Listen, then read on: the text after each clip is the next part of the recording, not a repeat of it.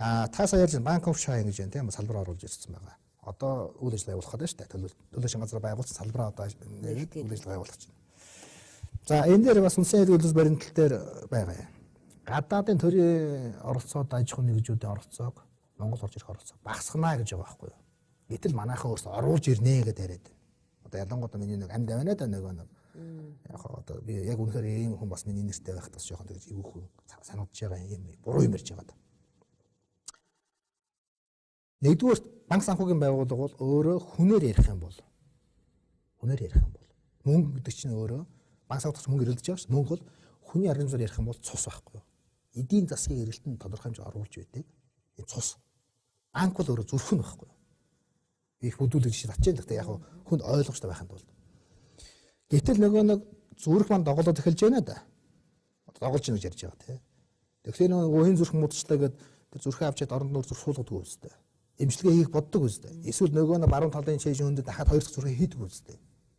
Яад өөрийнхөө банк санхүүгийн тогтолцоо.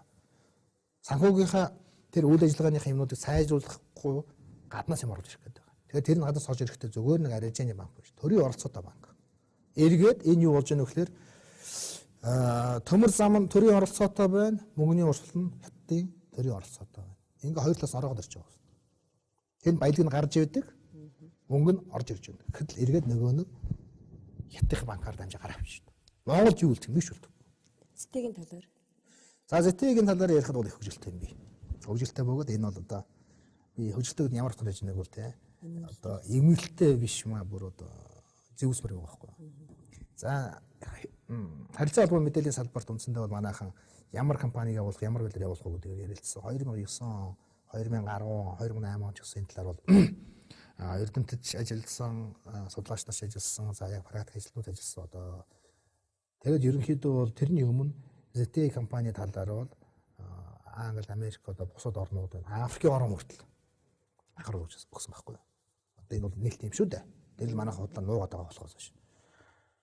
ZTE гэдэг бол бүгд хятад албан улсын тусгай албадаг мэдээлэл дамжуулдаг, техник мэдээлэл дамжуулдаг байгууллага. Тэгээд хятад зүрэл манад юм болцол тавьж байгаа байхгүй юу. Хятад засгийн газар 300 саяын бид нар та нарт одоо 300 сая долларын ингээд хөрөнгө өгөө. Монголд одоо зээл өгье. Авах уу гэж. Манай хашаад авъя гэдэг. Нэг болцолтой. Хятадын компани шалгах хэрэгтэй шүү. Тэгээд хаяар ZTE дээр орж ирээд мэдээж хэрэг ZTE-г ялуулна шүү дээ.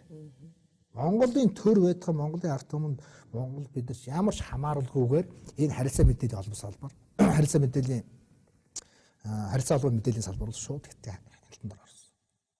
Өөрөөр хэлэх юм бол хятадын техникийн тусаадаар мэдээлэл авдаг нэг компани өөрийнхөө тэр тусгай албадад мэдээлэл дамжуулах тогтоогцсон.